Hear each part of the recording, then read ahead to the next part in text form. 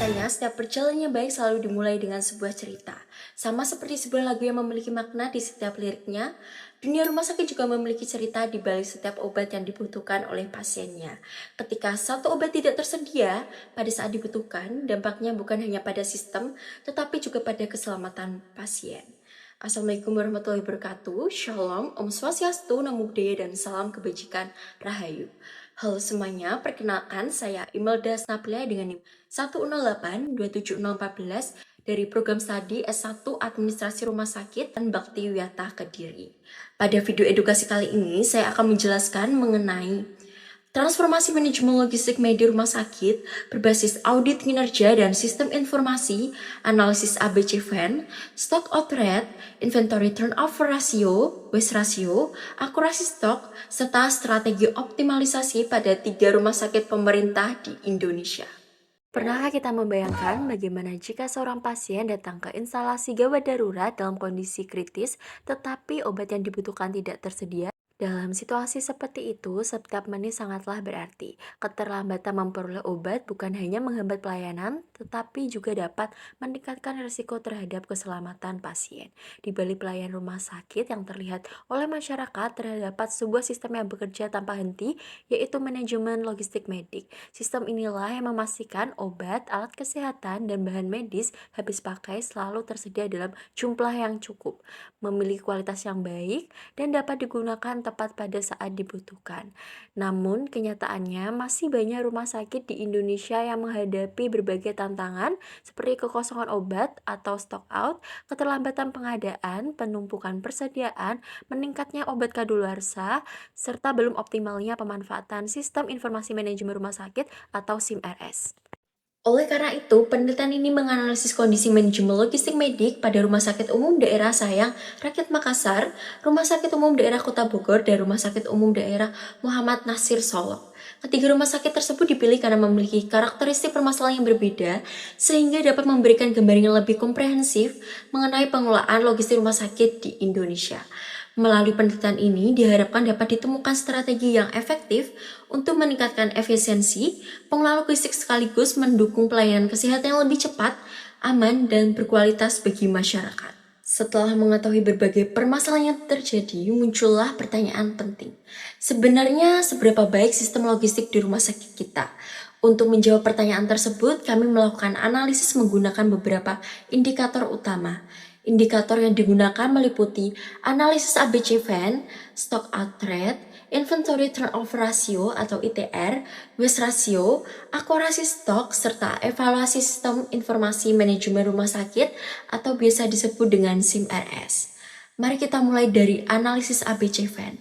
Analisis ini digunakan untuk menentukan obat mana yang harus menjadi prioritas utama dalam pengelolaan logistik. Hasil penelitian menunjukkan bahwa 12% obat berada pada kategori AV, yaitu obat dengan nilai investasi tinggi sekaligus bersifat vital bagi keselamatan pasien.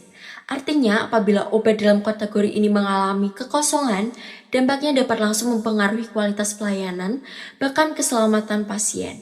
Oleh karena itu, kelompok AV harus memperoleh pengawasan yang paling ketat. Selanjutnya adalah indikator yang paling sering menjadi perhatian di rumah sakit, yaitu stock out rate atau tingkat kekosongan obat. Dari hasil analisis diketahui bahwa Rumah Sakit Umum Daerah Sayang Rakyat Makassar masih mengalami kekosongan beberapa obat esensial, terutama akibat proses perencanaan kebutuhan dan pengadaan yang belum optimal. Sementara itu, berdasarkan simulasi akademik, Rumah Sakit Umum Daerah Kota Bogor memiliki stock out rate sebesar 2,8%, sedangkan Rumah Sakit Umum Daerah Muhammad Nasir Solok sebesar 1,9%. Temuan ini menunjukkan bahwa meskipun kondisi sudah cukup baik, masih diperlukan sistem yang mampu mendeteksi penurunan stok sebelum benar-benar habis. Untuk pertemuan ketiga adalah inventory turnover ratio. Sekarang kita lihat bagaimana persediaan obat berputar di masing-masing rumah sakit.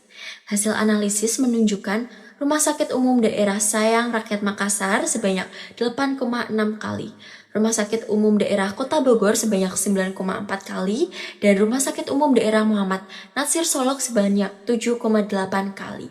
Semakin tinggi nilai ITR berarti persediaan digunakan secara lebih efisien. Dari ketiga rumah sakit tersebut, Rumah Sakit Umum Daerah Kota Bogor memiliki nilai ITR terbaik, sedangkan Rumah Sakit Umum Daerah Muhammad Nasir Solok masih perlu meningkatkan efisiensi pengelolaan persediaannya. Temuan keempat yaitu waste ratio. Selain kekurangan stok, rumah sakit juga menghadapi masalah sebaliknya, yaitu obat yang berakhir menjadi rusak atau kadaluarsa.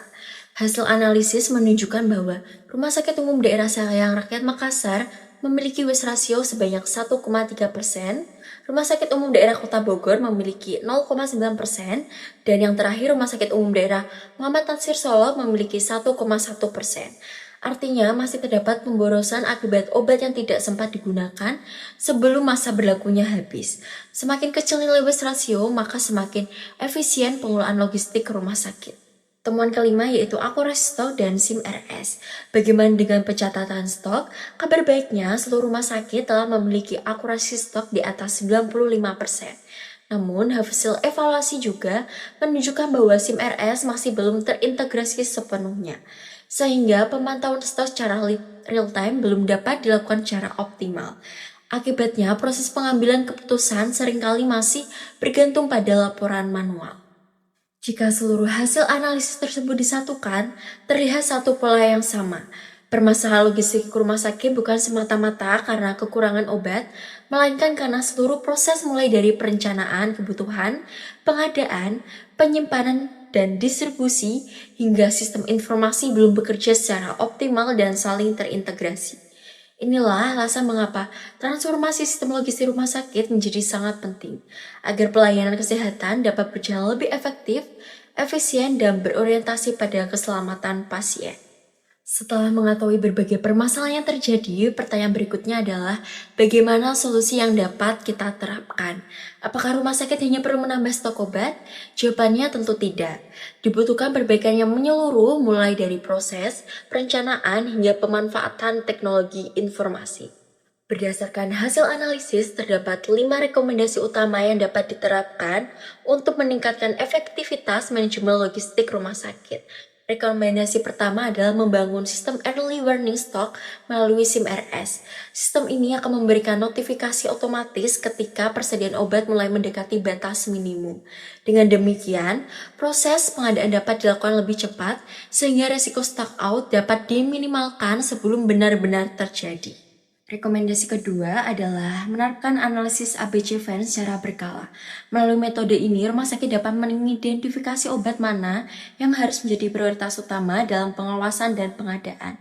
Dengan begitu, sumber daya dan anggaran dapat difokuskan pada obat-obatan yang memiliki nilai investasi tinggi dan sangat penting bagi keselamatan pasien. Rekomendasi ketiga adalah menerapkan prinsip FIFO atau First Expired, First Out secara konsisten.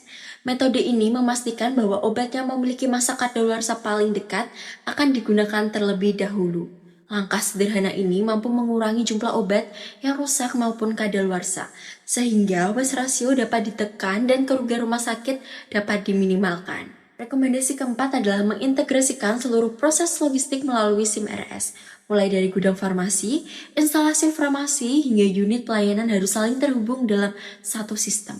Dengan integrasi tersebut, informasi mengenai stok obat dapat dipantau secara real-time, proses distribusi menjadi lebih cepat, dan pengambilan keputusan dapat dilakukan berdasarkan data yang akurat.